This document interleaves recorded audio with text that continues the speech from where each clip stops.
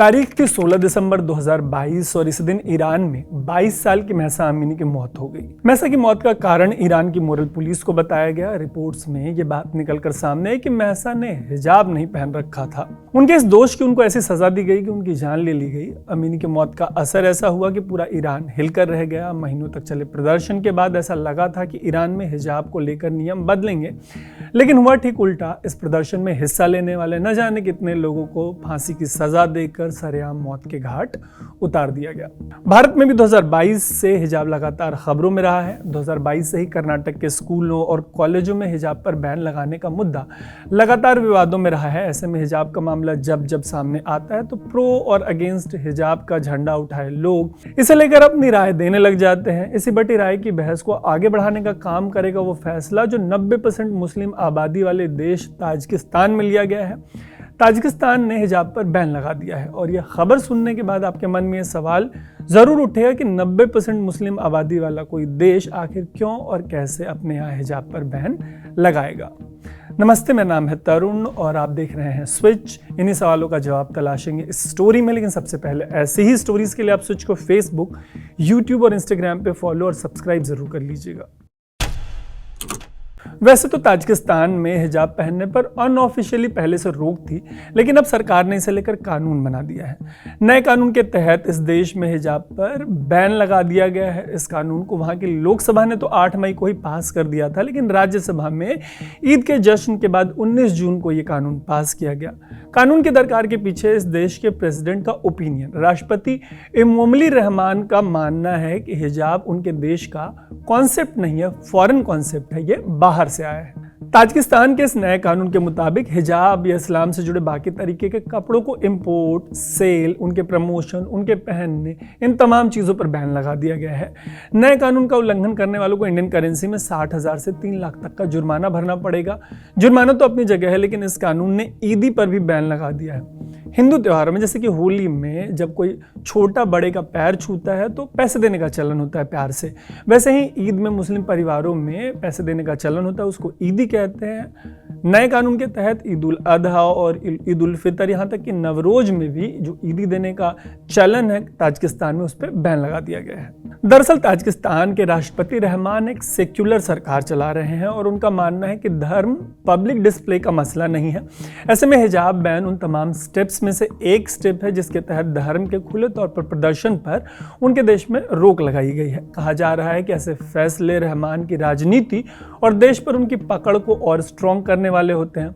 दरअसल 1994 यानी अभी से करीब 30 साल पहले से रहमान इस देश की सरकार चला रहे हैं और वो शुरू से ही धर्म के नाम पर होने वाली राजनीति के खिलाफ रहे हैं। रहमान का राजनीतिक करियर भी कोई आज का नहीं है, ये बहुत पुराना है। उनका देश जब रशिया के लीडरशिप वाली सोवियत यूनियन का हिस्सा था तब भी वो बड़े नेता थे। 1991 में जब कोल्ड वॉर खत्म हुआ और सोवियत यूनियन कोलैप्स कर गया, तब इस देश को गृह युद्ध का सामना करना पड़ा। गृह युद्ध में एक तरफ ऐसे लोग थे जो सोवियत यूनियन से सहानुभूति रखते थे, दूसरी तरफ धर्म का झंडा बुलंद करने वाले लोग थे। रहमान पहले ग्रुप का हिस्सा थे और जब गृह युद्ध खत्म हुआ तो पहला ग्रुप ही विजयी हुआ। इस बीच देश गरीबी और आर्थिक तंगी की मार झेल रहा था। ऐसे में तमाम परेशानियों के बीच 1994 में जब राष्ट्रपति का चुनाव हुआ तो रहमान इसमें विजेता बनकर उभरे और तब से ही वो इस देश की सरकार चला रहे हैं। 1994 से ही रहमान की people's democratic party of Tajikistan के हाथों में इस देश की सत्ता की बागडोर है। जाहिर सी बात है कि जब भी किसी देश में इतने लंबे समय तक किसी की सरकार रह जाती है तो संविधान को बदल कर वो देश पर अपनी मजबूत पकड़ बनाता चला जाता है। इस मामले में रहमान भी कोई अपवाद नहीं रहे हैं। रहमान के लिए संविधान को इस हद तक बदला गया कि पहले देश में राष्ट्रपति पद के लिए जो लिमिट थी 2016 में वो हटा दी गई। उन्होंने अपने देश में धर्म के नाम पर होने वाली राजनीति पर बैन लगा दिया। उनके इस तरीके के बैन को लेकर यह भी कहा जाता है कि अपने सोवियत वाले झुकाव की वजह से वो ऐसा करते आए हैं। दरअसल सोवियत यूनियन के राज में धर्म को नहीं माना जाता था।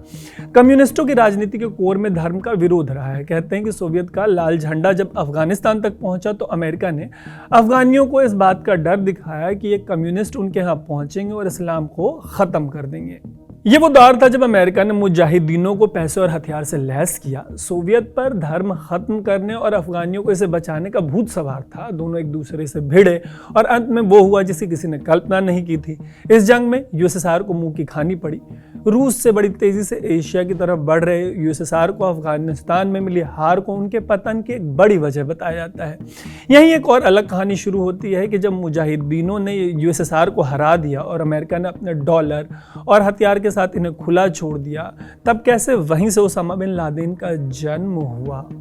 लेकिन फिलहाल ओसामा की स्टोरी छोड़ते हैं और लौटते हैं ताजिकिस्तान पर।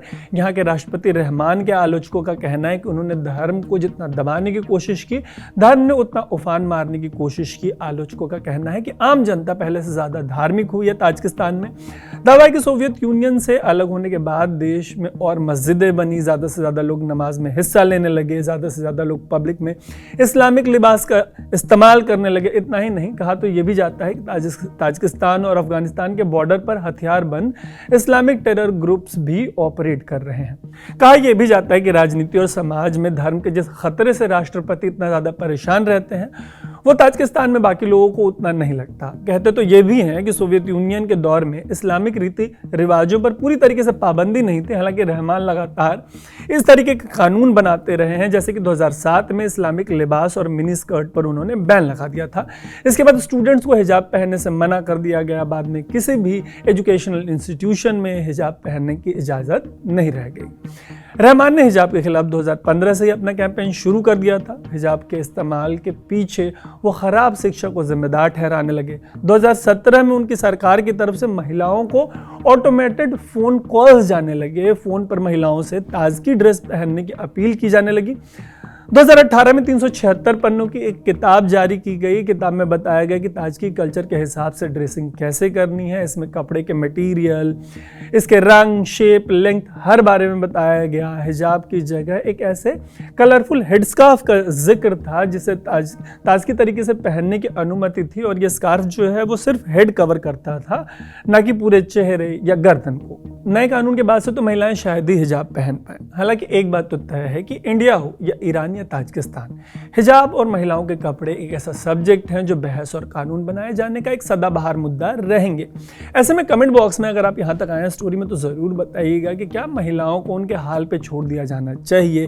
क्या उन्हें यह तय करने का हक होना चाहिए कि वो क्या पहनेंगी, या परिवार, समाज, सरकार और पूरे ब्रह्मांड के पास आए दिन ये तय करने का अधिकार होना चाहिए कि महिलाओं को क्या पहनना चाहिए और क्या नहीं पहनना चाहिए? बाकी ऐसी ही स्टोरीज के लिए आप स्विच को फेसबुक, यूट्यूब और इंस्टाग्राम पे फॉलो और सब्सक्राइब जरूर कर लीजिएगा। देखते रहिएगा स्विच। मेरा नाम है तरुण।